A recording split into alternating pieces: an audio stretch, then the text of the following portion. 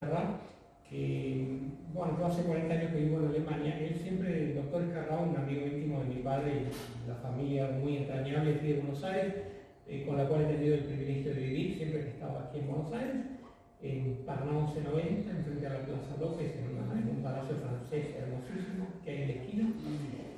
Que me decía Pablo, vos que estás dando con los Alemania, vos tenés que hacerle caso a España, porque España es algo muy importante. Yo creo que, con todo el respeto, en la Argentina hay un poco de falta de conciencia de la importancia histórica, a pesar de que hablamos castellano, y a pesar de todo es como que, bueno, como España lo toma uno como algo en aspas, dicen, entre comillas, dicen los portugueses, como algo menos importante que Francia o que Inglaterra o que Italia. Es decir, no sé si por una razón de familiaridad, que uno quizá en una época de su vida también a los propios padres los toma como menos importantes de lo que son, pero no sé si hay tanta conciencia del enorme valor que hay en España. Viniendo de la cultura alemana, como yo también vengo, hay una diferencia importante en un hecho. A raíz del protestantismo, esto vale menos para Alemania que mucho más para los que han sido calvinistas como los holandeses, el hecho de que no ha habido en España una ruptura con el catolicismo, eso provocó una continuidad del mecenazgo artístico que es muy notorio. Lo vamos a ver, por ejemplo, en el enriquecimiento de la Catedral de Tarazona, que es una de las ciudades que vamos a ver, ahora voy a nombrar cuáles son y dónde están. Y bueno, en los países calvinistas hubo una terrible destrucción de imágenes, hubo un parate total de encargos de obras de arte para las iglesias, y eso marca una de las tantas diferencias que España, Portugal o los países católicos. Francia sufrió bastante también con el tema de la famosa noche de San Bartolomé, la oposición entre el protestantismo, el catolicismo, etc. Pero bueno, quedó como país católico finalmente. Cosa que marca la historia de Francia hasta ayer mismo, cuando fue la reinauguración de Notre Dame de París. Conste que las ciudades que vamos a ver, quiero conocer demasiado, si no, si ustedes se cansan, me dicen, o hacemos una pausa o cortamos la conferencia, como quieran. Me pueden interrumpir con preguntas, encantados, si las puedo contestar, las contesto, y si no digo, no lo sé, que es lo que no hacen muchos de los colegas alemanes, que siempre lo saben todo. Realmente esta selección es completamente subjetiva y habría 1000 caminos diferentes, no convencionales, que se pueden hacer en España para ver cosas que tienen un extraordinario valor. Por eso hablo de las maravillas desconocidas de España. El recorrido se puede hacer de forma totalmente distinta a lo que yo lo he armado hoy. Por ejemplo, no estamos viendo nada de Cataluña hoy, pero sí de Aragón, que es una cultura que está siempre muy unida al mundo catalán, por supuesto. Zaragoza, y es decir, lo que hoy es Aragón, siempre estuvo muy unido con Cataluña. El reino era Aragón, y bueno, Barcelona son catalanes, pero el rey de Aragón estaba en Barcelona también. Vamos a ver, por ejemplo, zonas que son, por ejemplo, de Castilla-La Mancha. Vamos a empezar con una ciudad que está en La Mancha. Lo único que tiene de conocido, porque con Armando preguntamos en turismo y no tiene turismo prácticamente, a pesar de que esto está en la ruta del Quijote, es al sur de Madrid, el pueblo o la ciudad de Tembleque. ¿De dónde sale el nombre de Tembleque? No me lo pregunten, es un nombre que suena un poco gracioso, pero es un lugar muy a tener en cuenta. Lo que hace conocido a Tembleque para algunos turistas, que son los que toman la ruta del Quijote, porque muy cerca de la ciudad de Tembleque están los famosísimos molinos de viento contra los cuales luchaba el Quijote. Es por eso que, más que en realidad que por razones del propio valor de Tembleque, que es un lugar muy especial. ¿Por qué es tan especial? Porque es un lugar cuyo origen tiene que ver con la Orden de San Juan. Ustedes sabrán que fueron las órdenes militares en España. Es inconcebible la cultura española y la cultura europea sin el tema de las órdenes militares. ¿Sabe alguien dónde surgieron las órdenes militares y por qué? Los jesuitas. Los jesuitas, sí, ellos decían que era los soldados de Dios, pero no es propiamente una orden militar, nunca fueron los militares. No, militares propiamente no, órdenes de caballeros, militares de sacerdotes que eran militares, vivían por las cruzadas, exactamente. Surge una serie con las cruzadas del siglo XII de órdenes militares que cuando se termina la última cruzada y ya se da por perdido Tierra Santa, vuelven a Europa y van a fundar una serie de órdenes para empezar a pelear por el otro lado contra el Islam. Es decir, empezar completamente la reconquista de España, que primero no tuvo que ver con las órdenes militares porque la reconquista empieza con la batalla de Covadonga, muy poco después de que los árabes pusieran en el 711 un pie en la península ibérica. Cuando a raíz de las cruzadas justamente se fundan esas órdenes militares, una de estas fue la orden de los caballeros de San Juan, caballeros hospitalarios de San Juan, cuya cruz, que es una especie de cruz de Malta, no sé si no cómo definirla, la vamos a ver después mejor, es el símbolo, es un símbolo muy actual, porque yo como argentino-alemán, el servicio de enfermería más común de Alemania son los Johann de San Juan, que tienen esta cruz en todas las ambulancias y el principal servicio de médico, que es parte de la función original. Los caballeros hospitalarios de San Juan, de Jerusalén, porque atendían a los peregrinos que iban a Tierra Santa en relativamente poco tiempo que eso estuvo bajo dominio cristiano. Esto se funda o tiene su importancia gracias justamente a esta orden de San Juan, el pueblo de Tembleque. ¿Qué es lo excepcional de Tembleque, que es un lugar muy pequeño? La Plaza Mayor. No hay plazas mayores en Europa cerradas hasta que... ¿Por qué ser una plaza cerrada en España? Tiene que ver con algo que se perdió en América, no está del todo perdido, porque en México sigue habiendo, y en algún lugar, no sé si en Guatemala no hay. ¿Por qué una plaza cerrada? Es decir, ¿qué objeto tiene ser una plaza cerrada? No, era por los caballos que estaban que... ¿Caballos? No. Toros, los toros, la plaza de toros. Es una suerte de plaza de toros antes de que hubiera una tipología, es decir, un tipo absolutamente establecido, muy antiguo, es el Coso, el nombre de la plaza de toros, en Sevilla, que tiene una planta que de última sale de la arquitectura romana, es decir, el Coliseo y los edificios de espectáculo.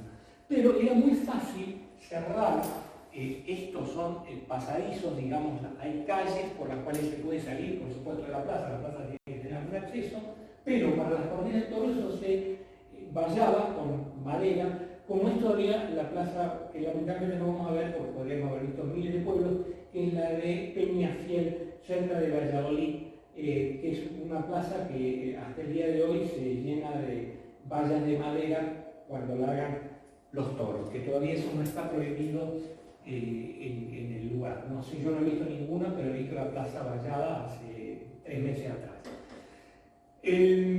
La orden entonces de los caballeros de San Juan y la excepcionalidad y el tipo de casa es tan original, la arquitectura entramada en España. La arquitectura entramada es la arquitectura que se hace como una estructura independiente de madera, totalmente de madera, salvo en este caso, por supuesto, los pilares que son de orden toscano. Esto habla de que esto es posterior al 1500. La plaza esta es del siglo XVII y es una plaza que tiene toda una parte, el primer y segundo piso, hechos como tribunas para ver el espectáculo dentro del gran cuadrado de la plaza. Es increíble que esto esté mantenido hasta el día de hoy, por muchas razones. Para empezar, el entramado muy desarrollado es del centro de Europa, del norte de Francia, de Inglaterra, pero no de ninguna manera de España. Incluso hay algunos lugares de España que son muy pintorescos, como, no sé, la Alberca, cerca de Salamanca, donde se pueden ver casas entramadas, pero eso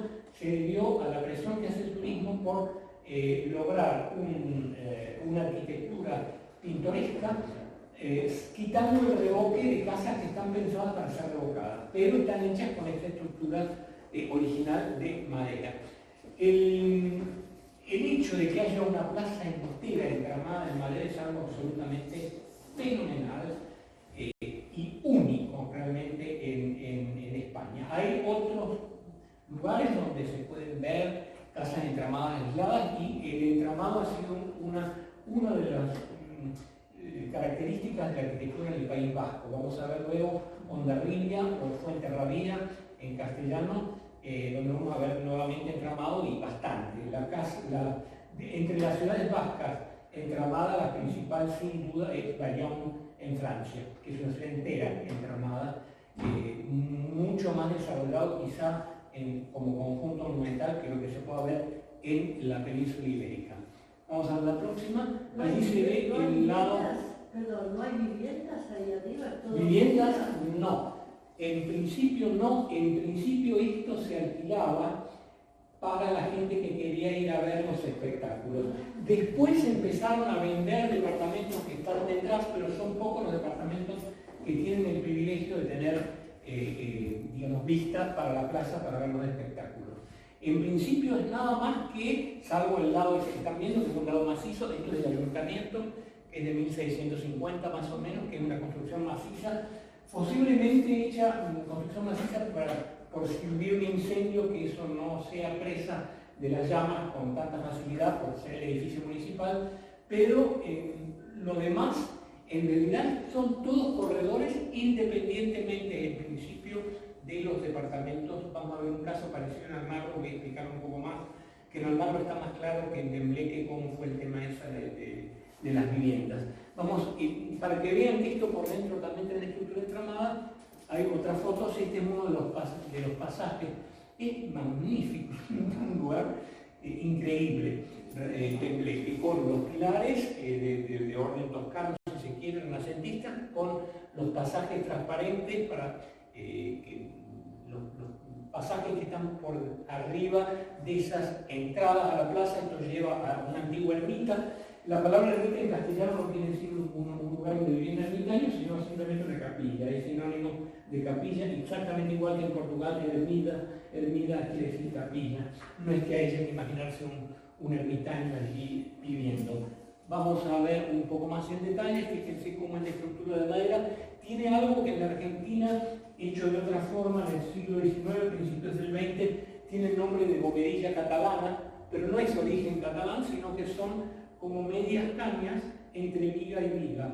Pero lo que se ve, no sé si ven esas medias cañas hacia arriba, no tengo un puntero, pero bueno, se ve que tiene una forma curva cada uno de los espacios entre las vigas, muy típicas de la arquitectura española, pero que es un elemento común en el entramado, son las zapatas. Las zapatas son como unos capiteles hechos en madera que hacen de transición entre la viga mayor, que es esta longitudinal, y la columna, es decir, es una especie de suspensión casi entre el pilar y la viga de madera. Y aquí está la cruz de los caballeros hospitalarios de San Juan, que es, como digo, la misma cruz que tienen los hospitalarios en Alemania hoy día. Es decir, la habíamos visto en el pavimento de la plaza y se ve en los antepechos de todas esas galerías corridas.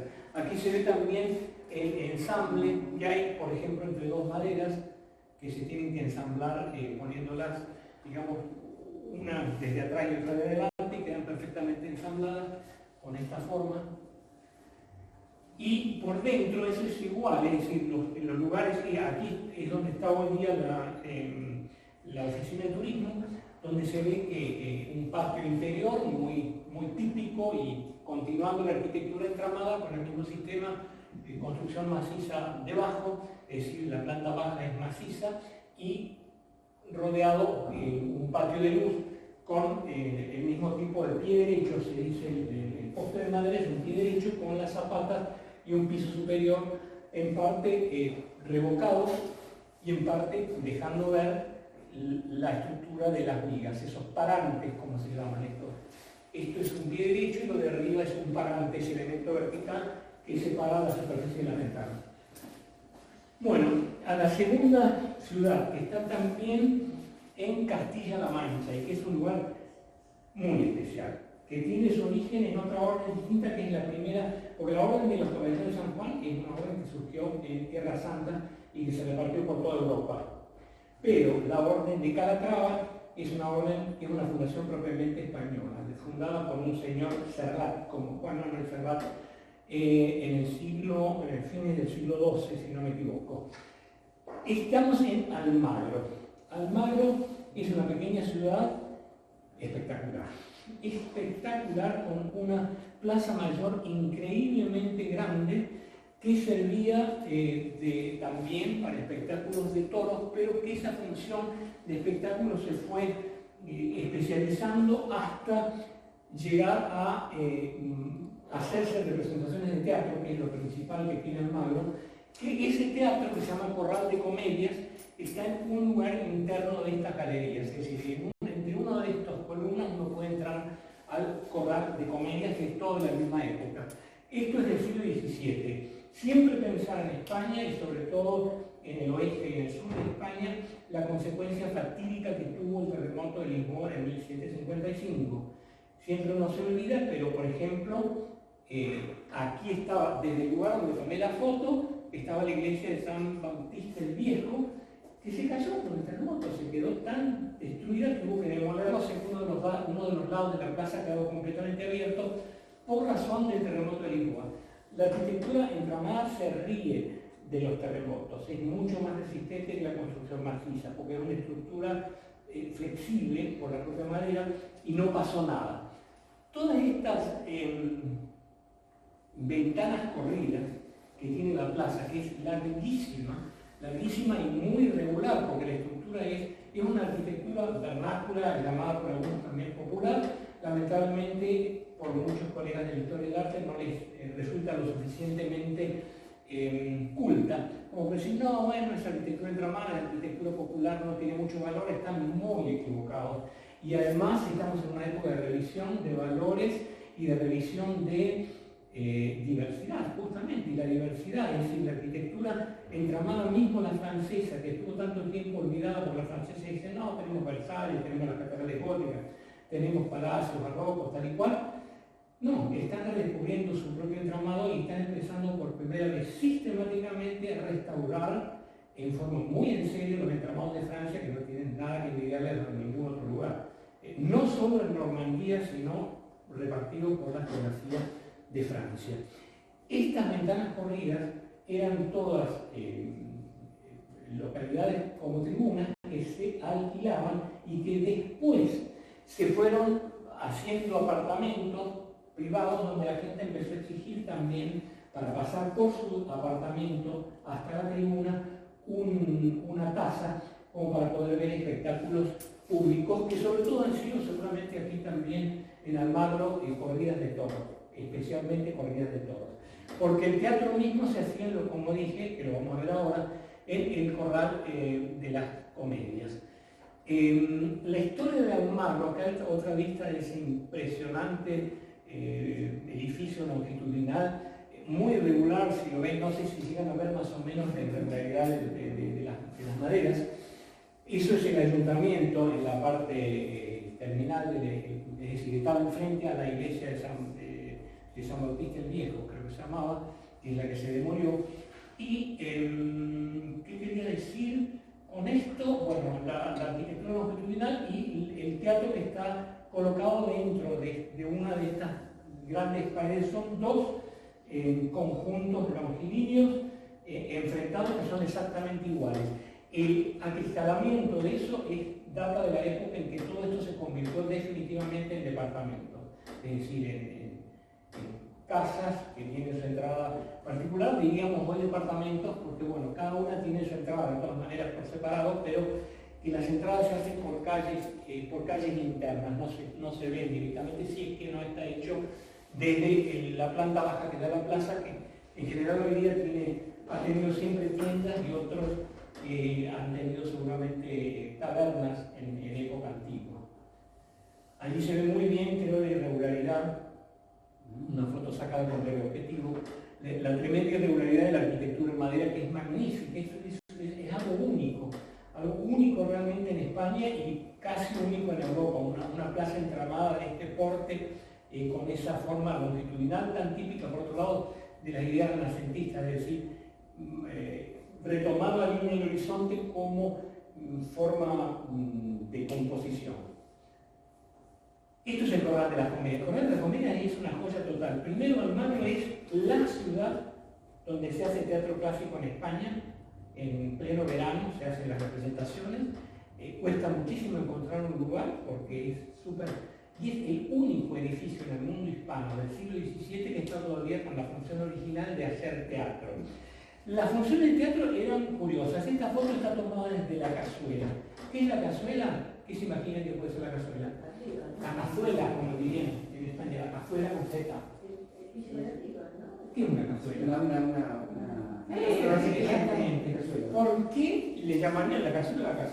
Porque los hombres estaban separados de las mujeres para ir al teatro y eran tantas las mujeres que estaban en el pequeño lugar de la cazuela, los hombres tenían mucho más lugar para estar, que era un calor, pero que era un calor que quedó en la cazuela, para la tribuna de las mujeres. Esto tenía dos mozos. El mozo guardador del orden, con un garrote, para darle a la gente que se enloquecía mucho con el teatro, porque el teatro era la diversión. Imagínense, no había nada, no había absolutamente cine, no había nada, no había internet, no había absolutamente nada. La gente se enloquecía totalmente con el teatro, que el teatro se separó casi luego de la Edad Media con los votos sacramentales. Incluso los jesuitas fueron, incluso este teatro está fundado por un cura que es el párroco de esa iglesia que se vino abajo con el terremoto de 1755. Está fundado por un cura, bueno, dos vigilantes, el mozo con el garrote y el apretador. El apretador es el encargado, con una fila, porque una cantidad de gente terrible. Entonces, bueno, reventaba dos y encajaba una tercera persona entre dos, por eso el nombre del apretador.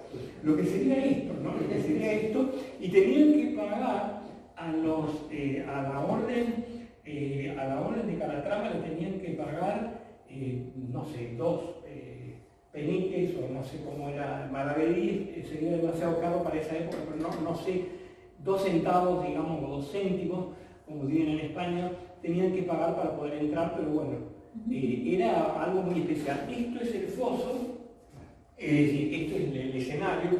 El foso está a media altura con unos respiraderos. Acá adentro estaba toda la compañía de teatro amuchada, como diríamos los argentinos de hoy, con animales incluso, que ladraban o mufaban o hacían algo en los momentos inoportunos que no coincidían con lo que se estaba representando. Era algo tremendo realmente.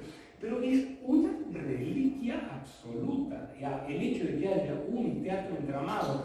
Piensen ustedes, por ejemplo, el globo de Globe, en donde se hacían las representaciones de Shakespeare en Londres, se quemó con la ciudad en 1666. Fue el gran incendio de Londres, que no quedó, bueno, se acabó el antiguo Londres en 1666. El Teatro del Globo es una reconstrucción en entramado de lo que era, a partir de grabados y imágenes que han quedado de esa época, es una reproducción. Pero esto es el original que desde el siglo XVII se viene haciendo teatro. El teatro en realidad lo prohibió la Ilustración en el siglo XVIII. Después esto quedó como cantina y como tal, porque esto lo manejaban mucho gente con tabernas y bueno, se ve que había mucho lío aquí de público y de actores, una mezcla terrible, y terminaron por prohibir en la época de la Ilustración, cosa que bueno, se retomó por suerte en el siglo XX, y ya digo, es el lugar de teatro clásico en España, el Corral de las Comedias de Almagro, que arquitectónicamente es una reliquia. Por lo tanto, sí, estamos viendo dos maravillas desconocidas de España, porque ¿quién va a Almagro? Salvo que sea alguien muy extraño como yo, que soy un obsesivo de la arquitectura entramada, y fue una de las cosas que más me llamó la atención. Y bueno, he estado, este año pude estar por suerte por segunda vez, había estado en los años 90 en Almagro, y está todo como por suerte estaba. Incluso estas dos fotos del interior las pude sacar en los años 90 porque ahora en julio estaba en el Festival de Teatro y no se podía entrar porque estaban todas las... Primero que no pensé antes en asistir al teatro aquí, pero bueno, se hace de una forma mucho más civilizada que con el garrote y el apretador. Pero claro, el apretador, esas cosas de España que son fantásticas también, por ejemplo, en la gente que sacaba los grupos escultóricos muy pesados con esculturas de madera maciza, que las esculturas de madera son casi siempre huecas, pero no. En España pues las hacían macizas. en el siglo XVII, y hay una en Valladolid, por ejemplo, de esos grupos, que se llama el grupo del Reventón.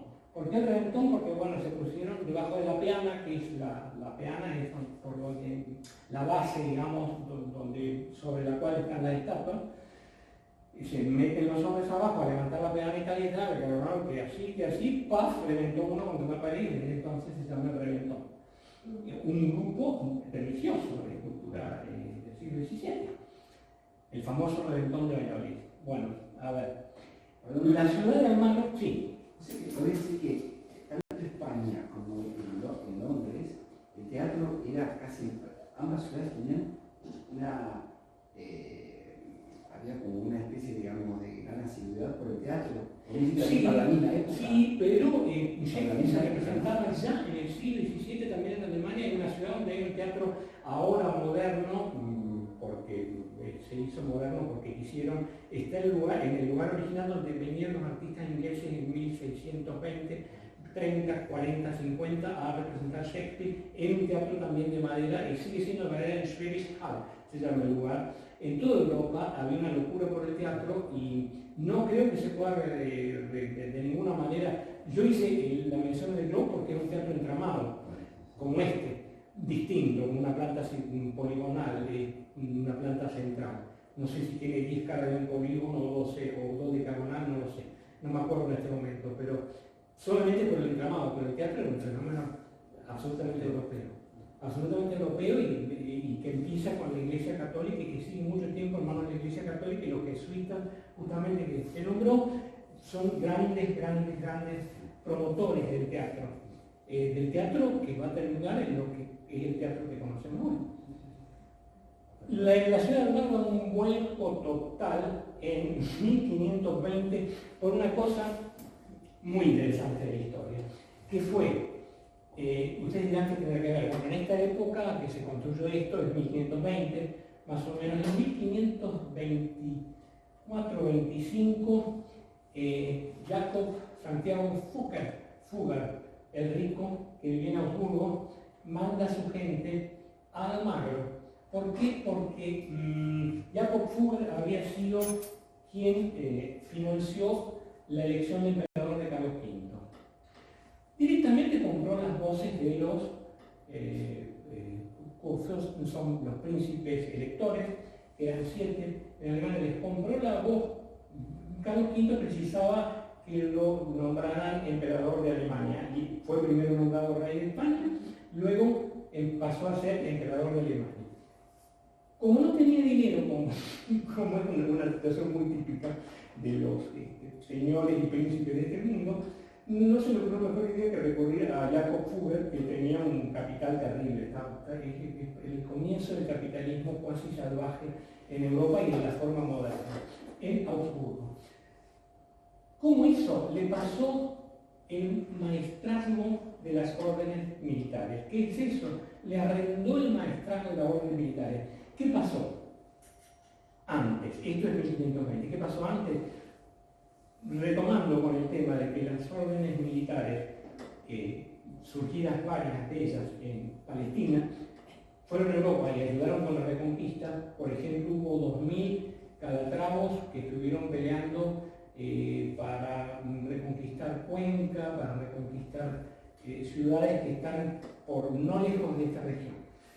Y entonces, ¿qué pasa? Esa función militar que tiene, cuando una orden militar reconquista una parte del terreno, queda como dueño del terreno. De manera que las órdenes militares tenían un poder económico terrible en cosas concretas como territorios que eran de la orden directamente. Entonces, movían una cantidad espantosa de dinero y como Carlos V, siendo ya rey de España, no sabía cómo hacer para pagarle a Jacob Fugger, le arrendó el maestrazgo de las órdenes y quedó el dinero de el dinero de los territorios españoles, quedó en manos alemanas, con un agravante más, que es que como no sabiendo cómo hacer para salir de la deuda, les da los beneficios de las minas de Almadén. Las minas de Almadén es una ciudad próxima, Almagro relativamente próxima, donde había minas de mercurio. Ese mercurio era necesario y ahora enganchamos con la historia de América, por el descubrimiento del Cerro de Plata en Potosí, porque el mercurio es un elemento que se precisa para la extracción de plata. No me pregunten técnicamente cómo, porque ya ahí no los puedo ayudar. Me estoy atajando de una posible pregunta, pero el mercurio era necesario para eso. Las minas de Almadén tenían muchísimo mercurio y lo hicieron mucho más rico a los alemanes todavía de lo que ya eran con el maestrazgo general de las órdenes. Almadén, las minas. Sí, Almadén es un lugar muy feo, pero es patrimonio de la humanidad por lo que el significado que las minas tuvieron en la historia de Europa y el aprovechamiento que se hizo del Cerro de la Plata, que es Potosí, obviamente, el Cerro Rico de Ciudad Rica de Potosí. Los años 20 del siglo XVI, Santiago Fugger hace construir la capilla de San Blas en Almagro.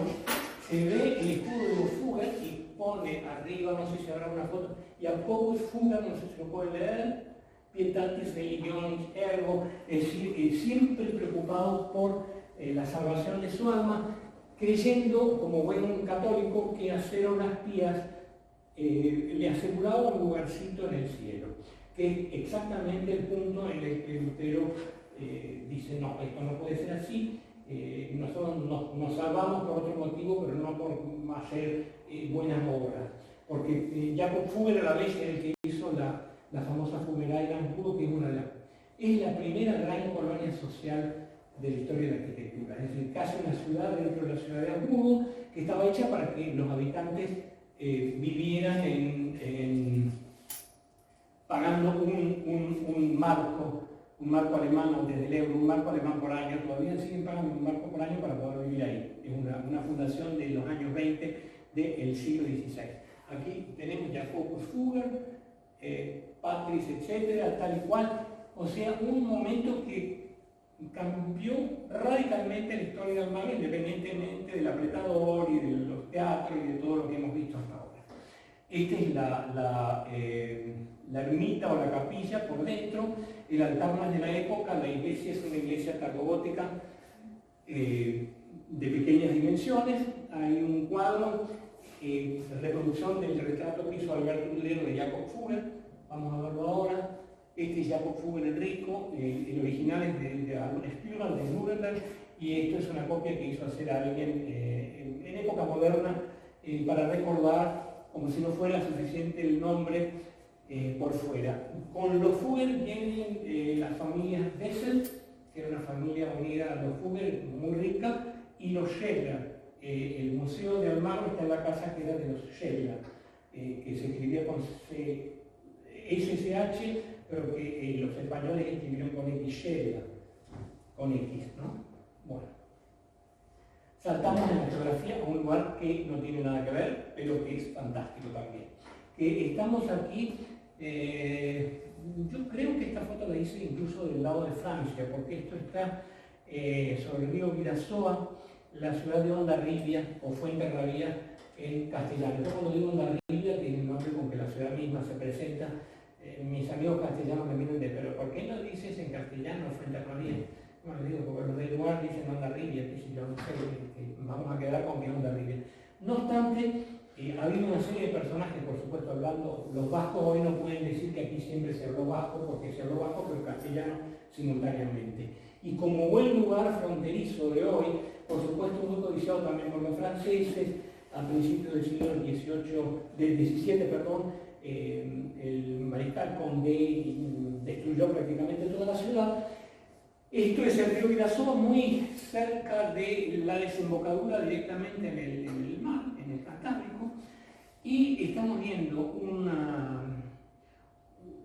una imagen que da cuenta de la topografía de la ciudad, que en la parte alta, la ciudad alta tiene la iglesia de Santa María de la Asunción, una iglesia que, aparte de ser una iglesia interesante desde el punto de vista del gótico, es interesante también por la historia, porque aquí tuvo lugar el casamiento por poderes, nada menos que de Luis XIV, estamos aquí en la Alianza Francesa, con su futura esposa, por poderes. Yo no sé lo que es un casamiento por poderes, pero fue aquí en esta iglesia que se hizo, aparte de los personajes históricos como Sandoval, que fue un hombre muy importante, que era fue protector de Santa Teresa de Ávila y era el secretario de Carlos V, o sea que hubo gente de mucho nivel que nació aquí en Hondarribia o Fuenterrabía, como prefieran decirlo. Como buena ciudad vasca, es una ciudad entramada. Una ciudad entramada que también es como un milagro, porque uno puede esperar esto, no sé, bueno, en Alemania, en Borgoña, en Normandía, pero no tanto y de ninguna forma así como tan natural en España. Estamos viendo, por ejemplo, una casa de las empinadas calles que llevan a la parte alta de Hondarribia, con una estructura que es muy arcaica, de entramado, que es con construcción por etapas, es decir, hay una viga que tiene 2 pisos y luego otra viga solo para los otros 2 pisos de arriba. La construcción por etapas es distinta que la construcción por pisos, porque en la construcción por pisos cada piso tiene su saliencia particular, y aquí es prácticamente un solo nivel y sobre todo arriba un único nivel para los 2 pisos. Es decir, la construcción en etapa es toda la que tiene los parantes, que son esos elementos verticales de madera, corridos desde el zócalo o desde la viga de umbral de la parte alta hasta el alero de la casa. Una plaza de Hondarribia que en realidad la terminó por hacer en el siglo XX, en los años 60, es decir, una plaza relativamente nueva, incorporando algunas casas antiguas, la hizo un conocido arquitecto de este lugar. La plaza está llena de soportales, como le llaman los españoles, nosotros diríamos recoba, seguramente para eso. Seguimos. Una columna renacentista, entre comillas, del siglo XVI, inequívocamente con una zapata. La zapata es, ya la describí lo que era, con forma de voluta, eso es lo nuevo. Si nunca podría ser esto gótico directamente. No obstante, es increíble en España la prolongación de la vida de formas orientalizantes. Realmente el capitel ese no tiene nada de italiano, sino que parece un capitel de una mezquita prácticamente. Eso se ve, esos mudejarismos, se llama, ya voy a volver al tema de los mudéjar, que son muy típicos de España. Una serie de casas entramadas y otras, lo característico de las casas de Hondarribia, que son también una explicación de por qué está bien conservada, es el extremo cuidado que tuvieron con los incendios. Por eso hay unas medianeras muy fuertes de piedra con sobresaliencia, porque los pisos van sobresaliendo a medida que la casa sube en altura, y eso impide totalmente que si esta casa se quema, la vecina se queme también. Eso ha pasado, por ejemplo, en ciudades alemanas muy bombardeadas como Osnabrück, donde se han salvado una cantidad de casas gracias a que el Brandmauer, es decir, el muro de incendios era tan fuerte entre una casa y la otra. Muy típico del principio del Renacimiento, las casas con punta de diamante y un relieve, y algunos ejemplos de entramado de una riqueza impresionante, absolutamente anormal para España, normal dentro de Alemania, pero reitero, en absoluto dentro de España. Por ejemplo, todas las consolas de los pisos, cómo está labrado el tema de los umbrales, de los umbrales del piso alto, de las ménsulas, y también de los balaustres, que son esas columnillas típicas que aparecen en el antepecho de las ventanas. Muy desarrollado en la zona superior, que es el alero, que tiene 2 sobresaliencias, que da pie a hacer unas ménsulas extraordinariamente talladas. O sea, es riquísima la arquitectura de esta casa, algo totalmente anormal para España, como digo. La casa Zuloaga fue, el nombre suena mucho en Argentina porque fue un pintor vasco muy famoso, del cual hay un par de cuadros excelentes. En Rosario hay uno excelente, en Buenos Aires está el retrato de Larreta, en el Museo de Larreta, que lo hizo Zuloaga. El Palacio Zuloaga, que era, bueno, un palacio vasco de piedra magnífico del siglo XVIII. Vamos a ver cómo es esa decoración de volutas. El barroco utilizó muchísimo la voluta, que es esa forma de S, esas formas curvadas. Seguimos, allí la iglesia de Santa María de la Asunción, donde tuvo lugar esa boda por poderes. Es una iglesia gótica, se ve muy claramente por los pináculos, pero con una torre barroca. Este lado de Francia ya, es decir, viene Irún, de Irún al aeropuerto de Irún, que queda realmente en Ondarribia y luego cruzar el río y llegar a Francia. Este es el conjunto de ábsides de la iglesia de Santa María de la Asunción en Ondarribia. El interior sí. Luis XIV se casa en España. ¿Cómo? Luis XIV por favor se casa en España. Luis XIV. Luis XIV. Sí. En vez se casa en España. Sí, casi. Se casó por Godén en España ahora. Condé acababa de romper toda la ciudad de Ondarribia, etc. No le importó.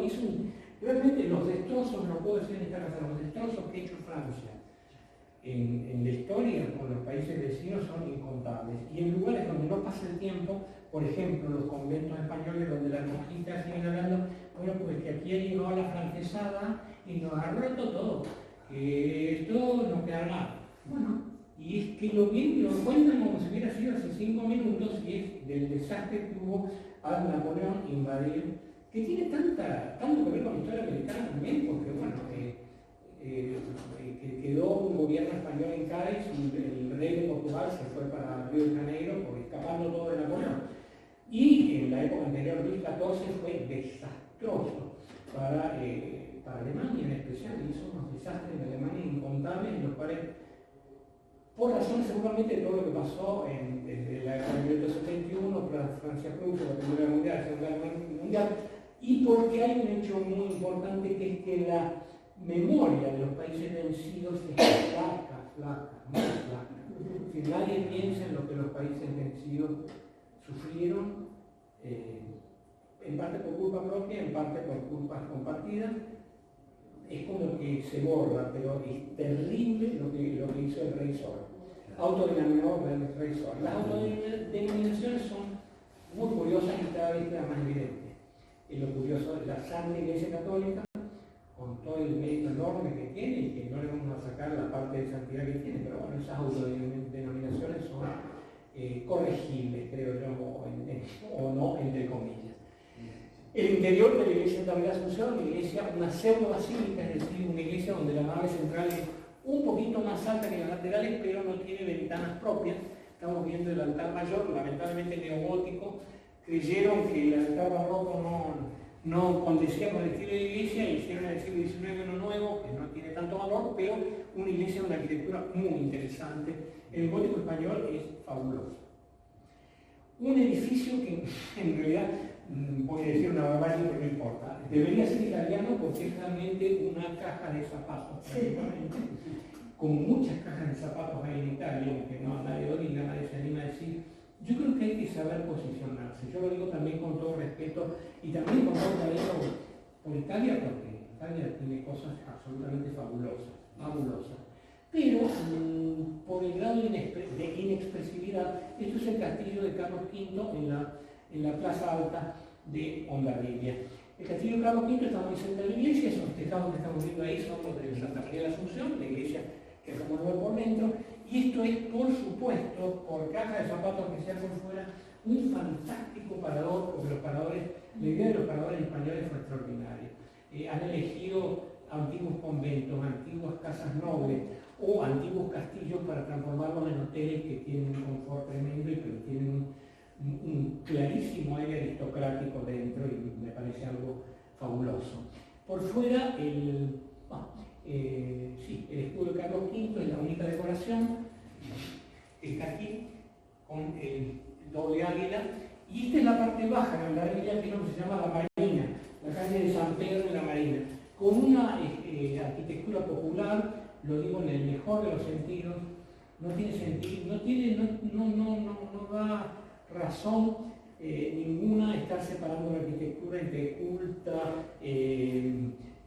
popular, baja, alta, media. Realmente es magnífico. No se puede pedir de estas casas vascas, muy típicas, que tengan el nivel de un palacio de Versalles, porque una cosa es un palacio y otra cosa es una casa de pescadores, que es un barrio de pescadores, por estar a orillas del río Biasoa.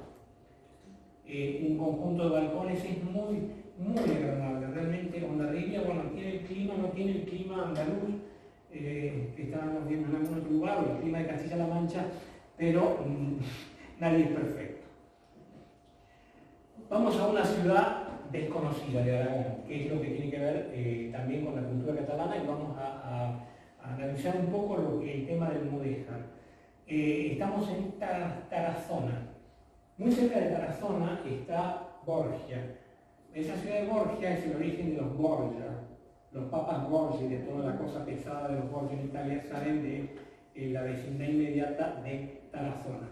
Una foto de la catedral que pude hacer en un momento que pensé que el mundo se venía abajo porque era un poco de sol y una tormenta terrible atrás.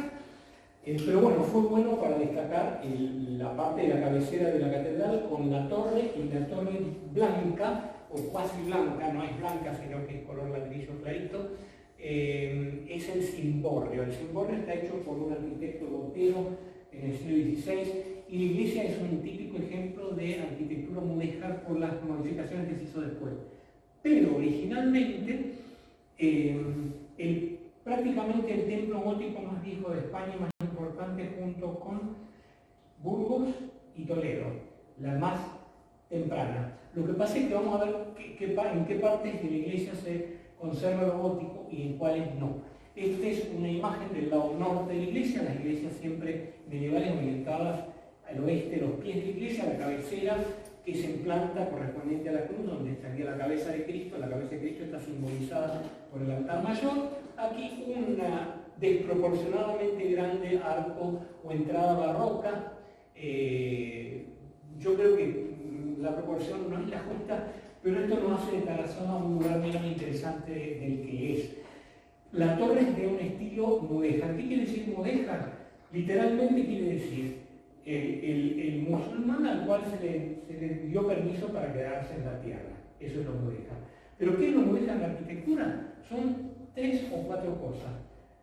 La arquitectura que no tiene por qué estar hecha solo por alarices, es decir, por constructores o operarios musulmanes, sino que son cristianos que han aprendido también el lenguaje de los musulmanes. La construcción en ladrillo, las armaduras de madera, los techos de madera, los alfarjes, los techos de paridudillo, todo lo que vino del norte de África y que España tuvo el enorme privilegio de recibir. El enorme privilegio y con una actitud también de los cristianos de permanente admiración a la cultura a la que estaban combatiendo. Piensen ustedes lo que tardó entre el año 711, que llegan los árabes a la península, y en 1492, que cae Granada. Son muchos siglos, es decir, sería un milagro que no hubiera quedado, a pesar de la obsesión posterior, de la pureza de sangre, cuando el Estado español se vuelve intolerante con los reyes católicos y empiezan a obsesionarse, ¿por qué no? Porque nosotros me presenta su papel de que no hay ningún judío en su familia y tal y cual, una cosa totalmente absurda. Siempre pienso en eso, no puedo, mi relación con las matemáticas es pésima, no puedo reproducir los números, pero una vez tuve una charla con un cura portugués del convento de San Francisco en Salvador da Bahía, en Brasil. Y me dijo, pero yo como pensaba, yo sé, bueno, yo tengo 2 padres, 4 abuelos, no sé cuántos bisabuelos, no sé cuántos tatarabuelos. ¿Cómo hago yo este malo para decir qué es lo que soy? Y tenía razón, porque es muy difícil porque se multiplica demasiado. Vamos a volver a Tarazona. La arquitectura en ladrillo, la arquitectura de, por ejemplo, algunos detalles en Tarazona no están, como por ejemplo el arco de herradura, que lo usan algunos edificios mudéjares, y también el uso del azulejo, incluido, como vamos a ver luego, bueno, esto en realidad, por ejemplo, muestra la estructura original de la catedral de estilo gótico. Llegan los arbotantes de Francia, es decir, esas muletas que reciben la presión lateral de las bóvedas, de la parte del encanamiento superior de la nave mayor de la iglesia, tiran la presión lateral de las bóvedas hasta los contrafuertes y se estabilizan, claramente de un estilo gótico muy temprano, simultáneo a, como dije, a Burgos y a Toledo, que son las 2 primeras excepciones. Hay alguna otra, como la cabecera de la catedral de Ávila y tal, muy temprano. Pero, por ejemplo, un elemento mudéjar es la utilización de elementos cerámicos o azulejos. El propio azulejo es algo que viene indudablemente de la arquitectura islámica del norte de África, que contribuye a adornar esa arquitectura del ladrillo. Es decir, el manejo del ladrillo, el manejo del azulejo y el manejo de las armaduras en madera son 3 rasgos del mudejarismo en la arquitectura española. Seguimos viendo. Este es el fantástico Cimborrio, es fantástico realmente la Catedral de Tarazona.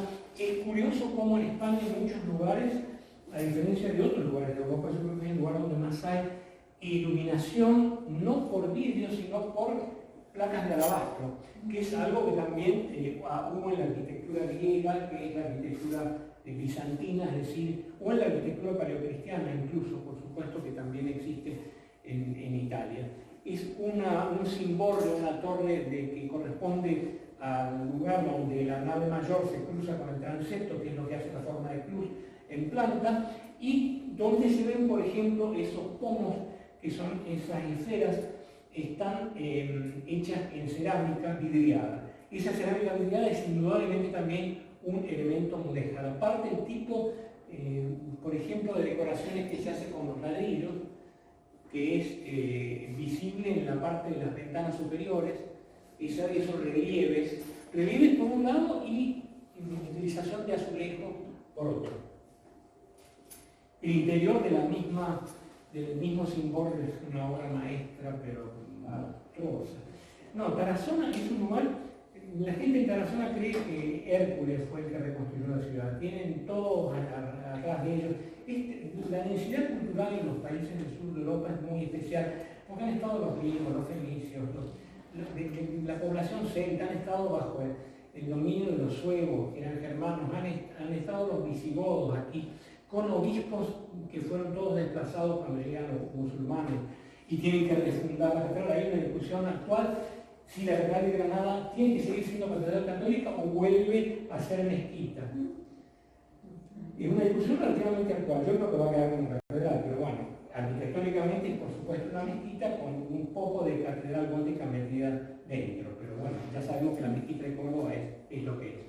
Esto es una arquitectura tardogótica, tiene que ver quizá con el resto de la arquitectura catalana. Hay algunos cimborrios en Cataluña muy importantes, el de la Catedral de Valencia, el más hermoso, es anterior, y lo que llama la atención en esta magnífica bóveda estrellada de nervaduras son las claves. Las claves no son simplemente la tierra donde se juntan los distintos labios, sino que son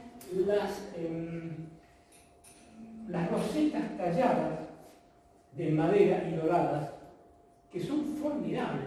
Aparte, esto vamos a ver en la próxima foto, tiene una serie de cosas que no tiene ninguna otra catedral, ni en España ni en Europa, porque es muy inhabitual. Es una foto de la nave mayor, qué magnífica iglesia, es algo tremendo, realmente. Allí se ven las trompas, que son los elementos que permiten pasar esas coquillas, que permiten pasar de la planta cuadrada del crucero al octógono del cimborrio. Pero el cimborrio y las bóvedas góticas han incidido una pintura con un programa humanista del siglo XVI, con grandes figuras incluso de desnudo, cosa inconcebible para la España de la época. Los desnudos los ha hecho Miguel Ángel en la Capilla Sixtina, los papas no aguantaron hasta que vino el Concilio de Trento, y poco después de que Miguel Ángel había terminado de pintar empezaron a tapar partes pudendas con trapos, pinturas, etc. Pero que esto en España es increíble que los obispos hayan estado de acuerdo en esta decoración renacentista, indudablemente italianizante, que es de una calidad extrema y de una temática absolutamente ajena a lo que sería el repertorio normal de una catedral gótica preciosa como es la de Tarazona. Aquí se ve lo que se llama el deslinde.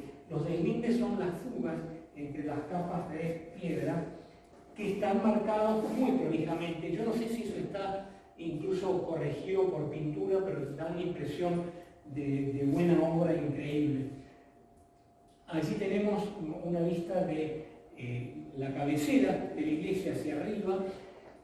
Tiene la clásica disposición que viene del gótico francés, arcada, triforio y claristores y conjunto de ventanas, todas las ventanas con sus placas increíbles de alabastro, que no sé cómo se han conservado. Esta catedral ha sido fruto de una larga restauración y está en un estado impecable e impresionante.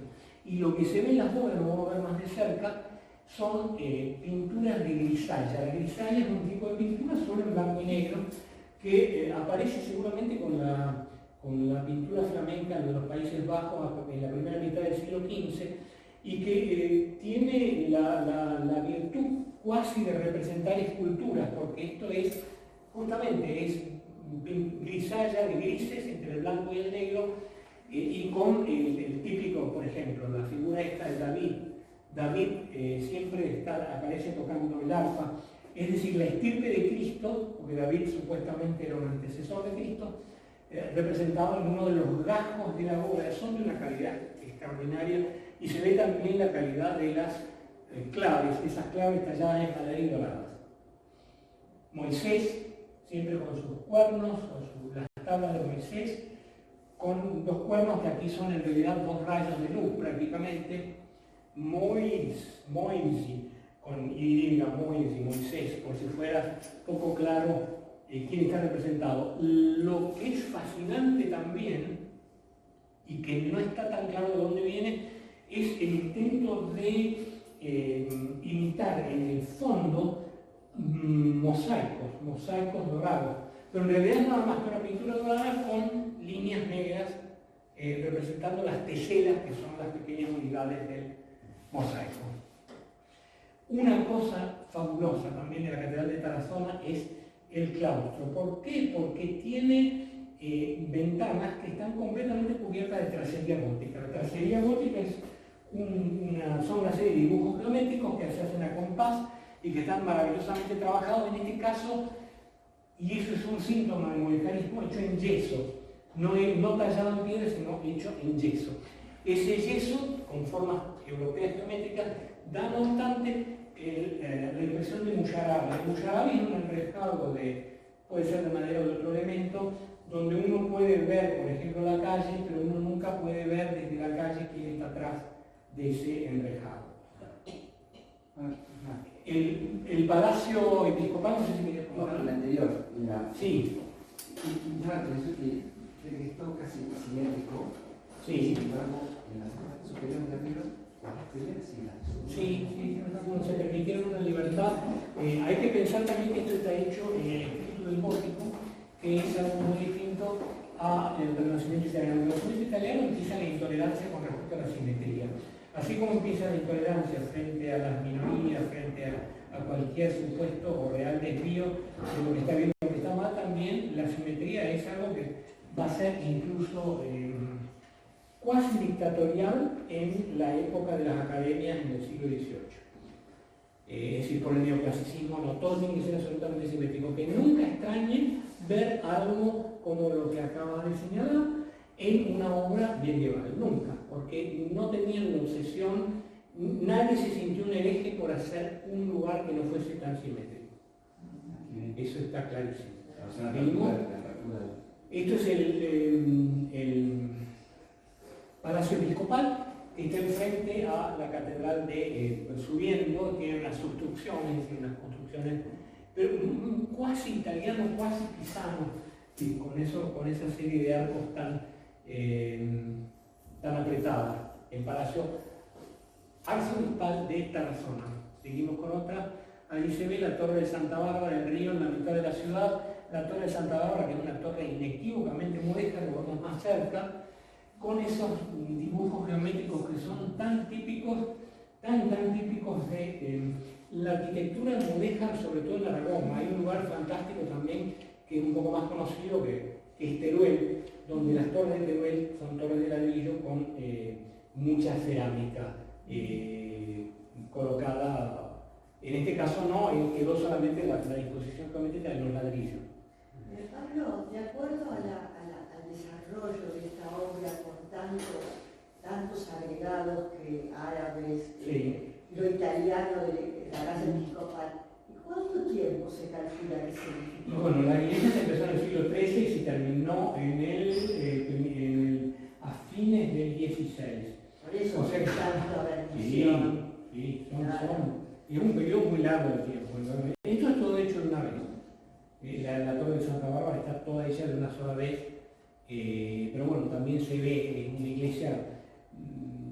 En y como yo dije al principio, el hecho de no haber habido una ruptura con la comitencia artística, es decir, con los que eran encargantes de obras de arte, produjo un enriquecimiento sucesivo de la iglesia que llegó a la obsesión total. Es decir, venían los barrocos y querían poner un poco más de orgado, un poco más de esto, un nuevo encargo, una nueva capilla para tal y cual, y tal y cual. Bueno, se hizo una cosa extraordinaria realmente.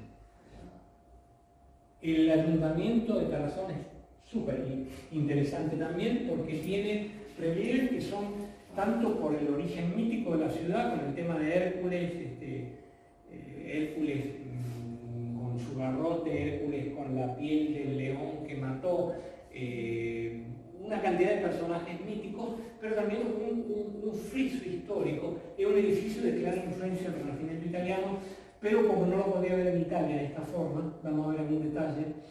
Por ejemplo, tenemos un friso larguísimo viendo la entrada del emperador Carlos V a la ciudad de Bolonia, donde se lo reconoce como emperador, también en 1530 exactamente. Aquí está Carlos entrando en un arco triunfal, como seguramente nunca lo ha habido en Bolonia, salvo que hubiese sido uno de esos arcos efímeros que se hacían para festividades especiales, por los cuales pasaba por hechos con materiales como madera o tal y cual, para volverlos a desarmar. Yo no tengo noción de que en Bolonia haya un arco de triunfo así, pero ahí está el emperador entrando, que es muy interesante, realmente muy interesante. Los españoles, creyendo que Carlos V, bueno, al principio no se la creyeron, un poco hasta el final. Carlos V muere creo en 1552 o 54, y él abdica, lo deja al hermano como emperador de Alemania y va a tener a su hijo Felipe II como sucesor, y se va al convento de Yuste en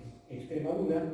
Pero si uno lee la gente con que vivió en el palacio de Yuste, estaba rodeado de 28 personas, 27 eran flamencos, es decir, de los Países Bajos, y uno el español, que puede haber sido el cocinero, por ejemplo.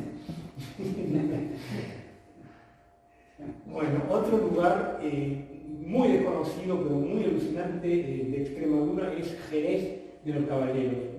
Conocido es Jerez de la Frontera, pero Jerez de los Caballeros, yo creo que tiene muy poco turismo incluso. Me parece que preguntamos si hay bastante poco turismo.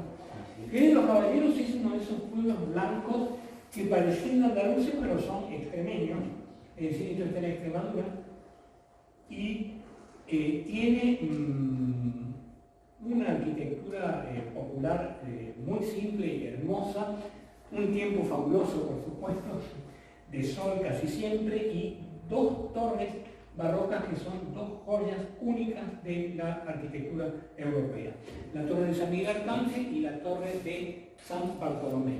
Vamos a acercarnos un poco. Esta es una de las típicas calles de los pueblos blancos, una cosa que encandila caminar por aquí. Seguimos. La parte trasera de la iglesia de San Miguel Arcángel, el arcángel está arriba de la torre. La torre es de tradición mudéjar, si se quiere, nada más que por el material, pero está hecha completamente en un lenguaje europeo del barroco. Vamos a ver por qué tan importante.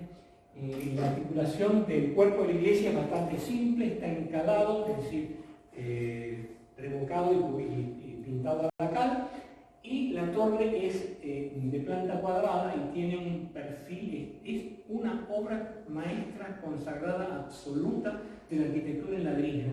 Vamos a ver si vemos alguna foto más cerca.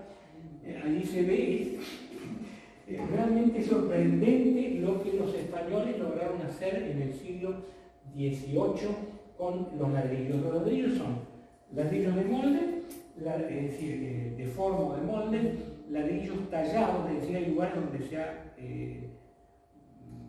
modificado la forma del ladrillo directamente tallándolos, enfoscados, que es como si tuvieran, no sé cómo se dice enfoscado, creo que en alemán nosotros decimos verschlemmt o schlam, es como una capa muy ligera de pintura y algunos elementos hechos en cerámica, como por ejemplo también esas esferas que vemos arriba de las volutas en la parte superior.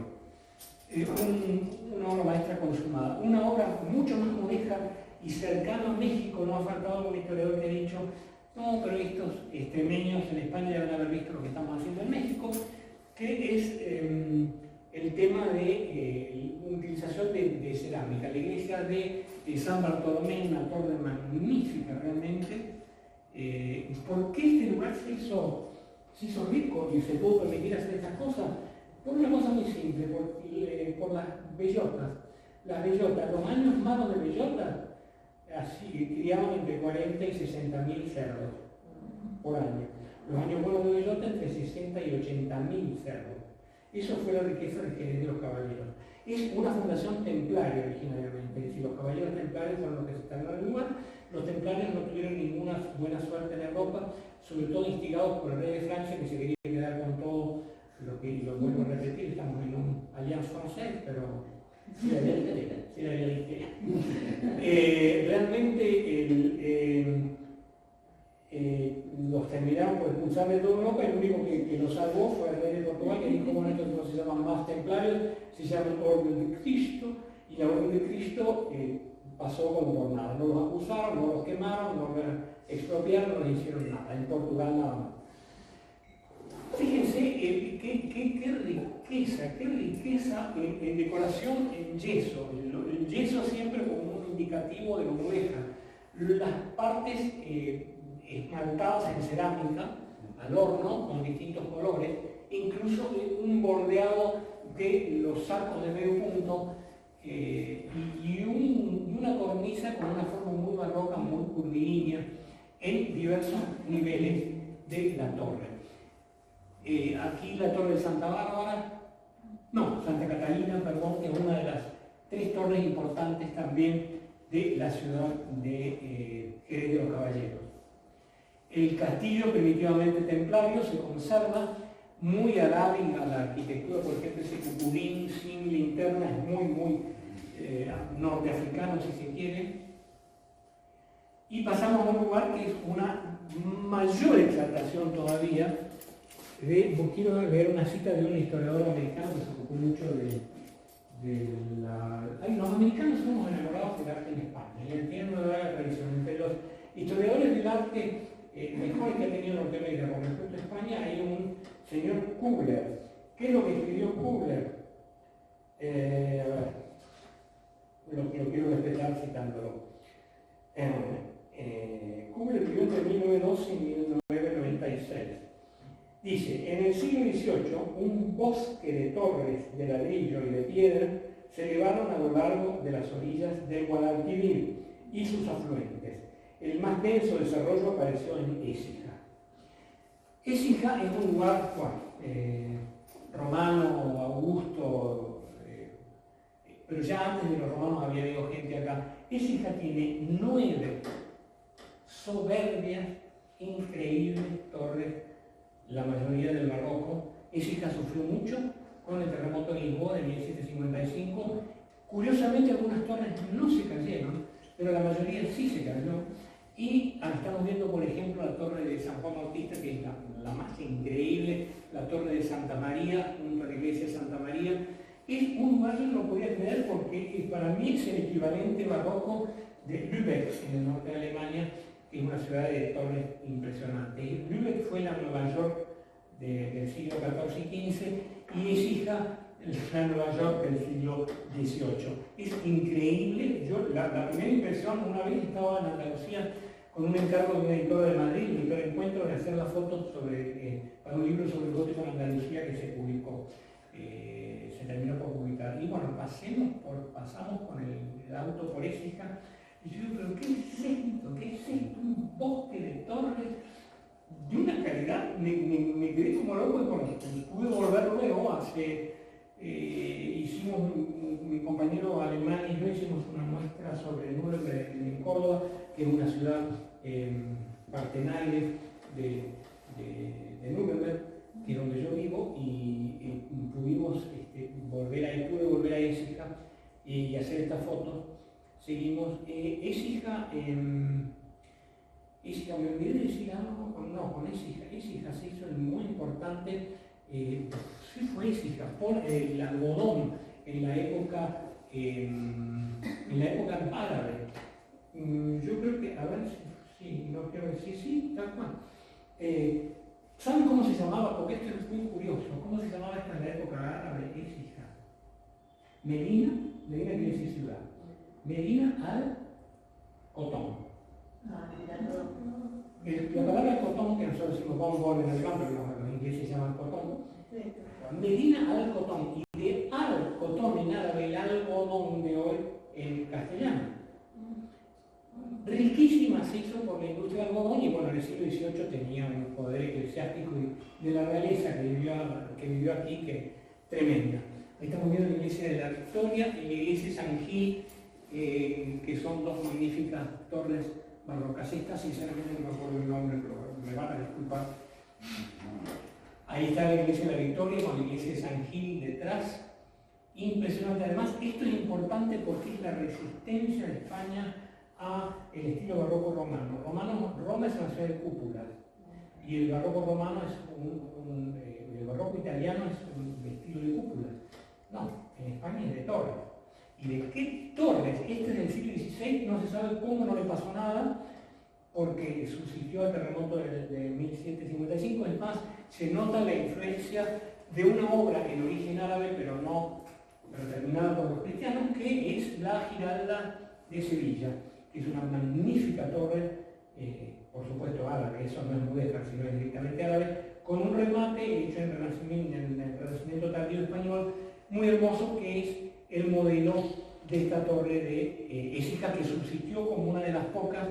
No se sabe por qué en realidad. Yo creo que los movimientos telúricos se mueven de una forma muy especial, porque no puede ser que Écija, que es un solo lugar, que tampoco es tan enorme, haya cosas que han aguantado también y otras que se cayeron enseguida después de mí, y que da origen a esa reconstrucción de estilo barroco tan magnífico.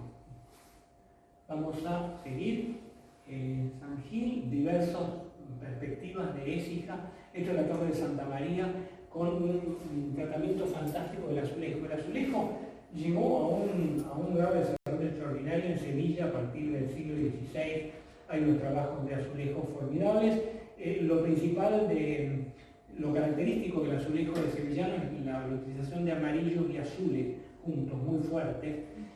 Magnífica torre, vemos el remate. Fíjense cómo esas placas azulejadas están colocadas geométricamente sobre ese cuerpo oval que está sobre el cuadrado de la torre. La puerta de esa iglesia de Santa María habla a las claras de la geometrización de los árabes, todavía en pleno barroco andaluz. El barroco andaluz tiene un manejo de geometría como pocos estilos en Europa lo tienen, formidable. Una vista de la iglesia, de la torre de la iglesia de Santiago, también con sus aplicaciones de azulejo, en el sentido literal de azul, ¿no? Azulejo, que no sé si es palabra o no de origen, eso no lo puedo decir, si es palabra de qué origen tiene el azulejo, no sé.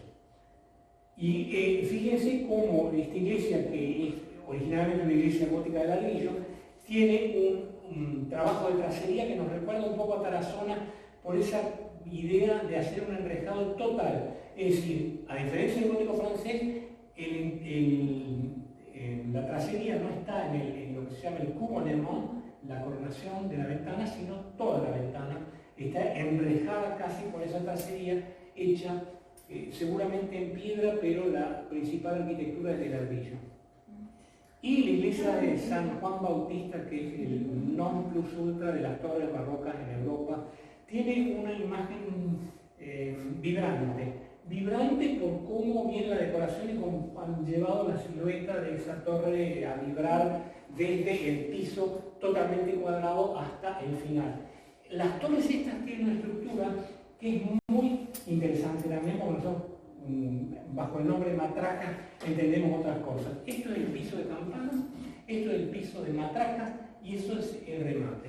El piso de matraca, ¿qué es la matraca? Es un gigante matraca, como la de carnaval, de madera, pero con un sistema que hay que mover, ¿cómo se dice? Una manija. Hay que mover una manija y suena solo cuando no pueden sonar las campanas, que es desde las 3 de la tarde, que es el horario que muere Cristo el Viernes Santo, hasta el domingo de resurrección no pueden sonar las campanas por falta de respeto y suenan solo las matracas. De manera que es una ubicación tener esos 3 pisos diferenciados. El de campanas, que le da el nombre campanario. Curiosamente la palabra sino, sino es lo que quiere decir campanario en portugués, porque sino es la campana misma.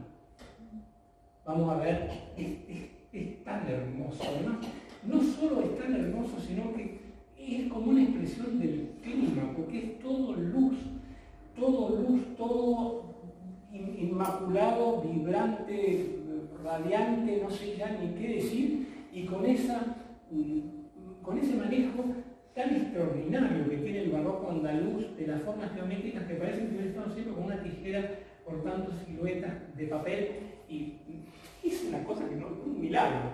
Realmente la torre de San Juan Bautista en Écija. Les recomiendo, si tienen la oportunidad de estar en España, vayan a Écija, no se van a arrepentir. Vamos a ver un par de fotos más. El interior de la iglesia de Santiago, de una de las capillas de la iglesia de Santiago, con un Cristo Nazareno. La cúpula correspondiente a una forma geométrica muy hermosa, siempre con esos contrastes de colores de una gran claridad, a pesar de la riqueza, es siempre muy claro. La cúpula azulejada, que lo han aprendido indudablemente de la época árabe, del reino de Granada, etc. El azulejado, digamos, del chapitel, que es el nombre que tiene remate de estas torres de Écija, de la iglesia de la Victoria, que perdió parte de su estructura en el terremoto de Lisboa. Esto es un mirador que está sobre la Plaza Mayor. ¿Saben cómo se llama la Plaza Mayor de Écija? Es increíble, ¿no? El salón. ¿Por qué el salón? Porque ya corresponde exactamente a mi primer encuentro con las calles blancas andaluzas y ese clima.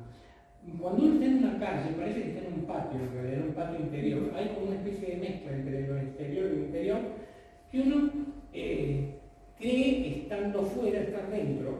Y por eso la Plaza Mayor, que es una plaza totalmente abierta, se llama el salón.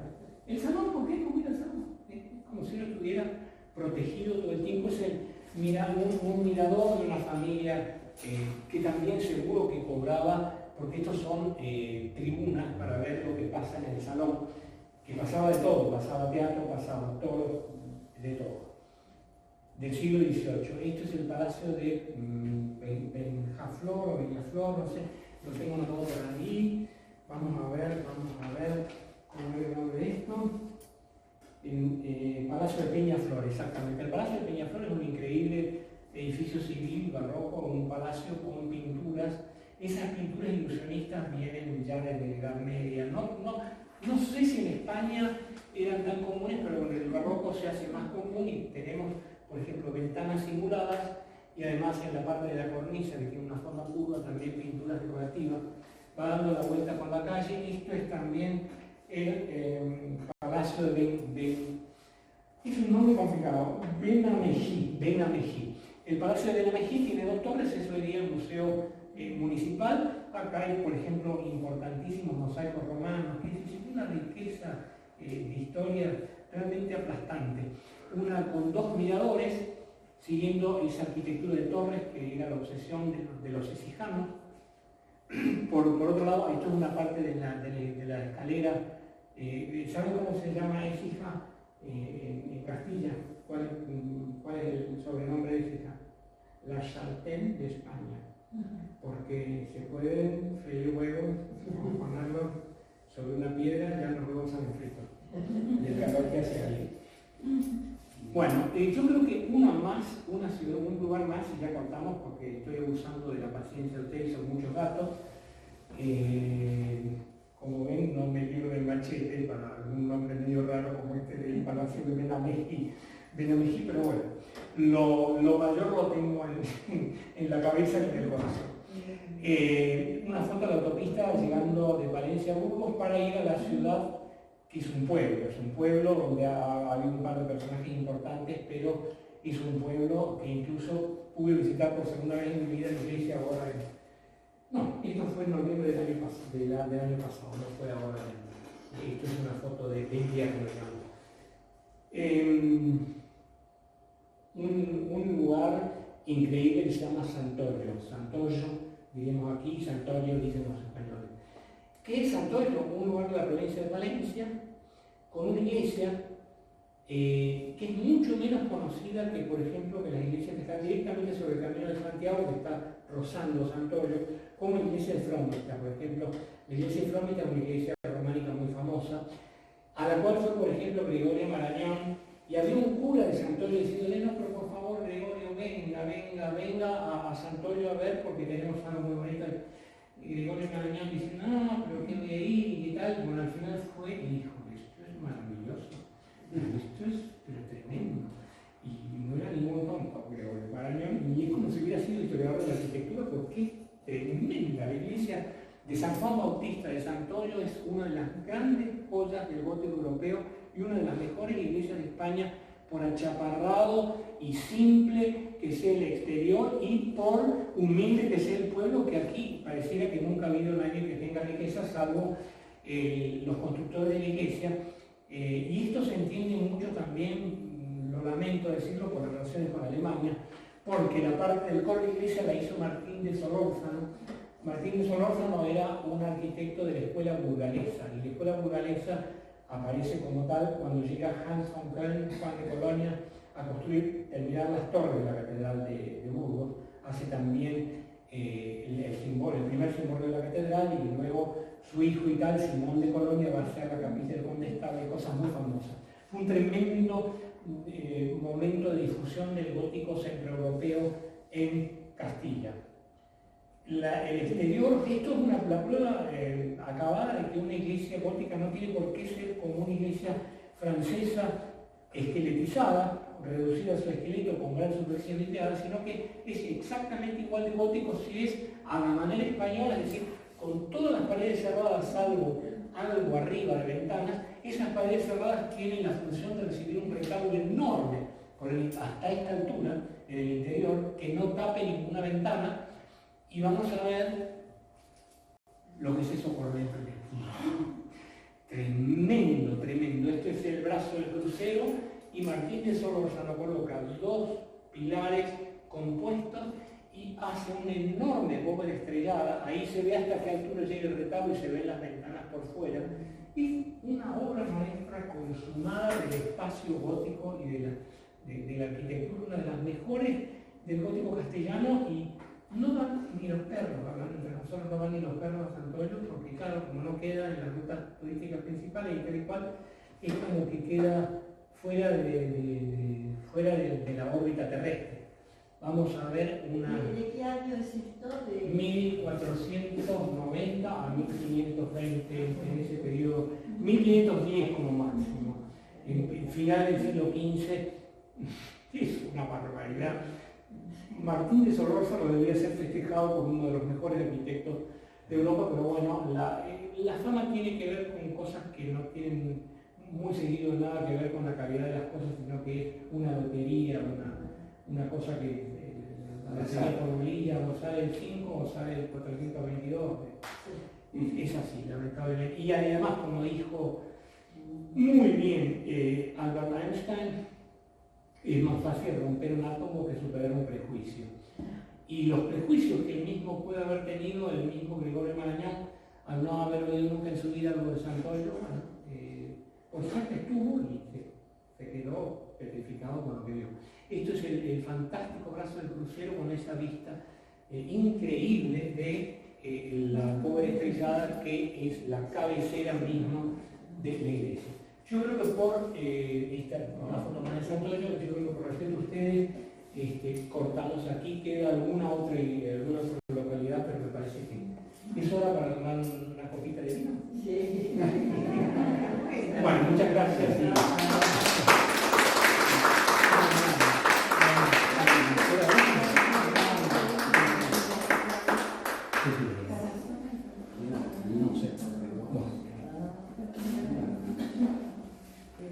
Ahora, ¿por qué el obispo no va a una iglesia?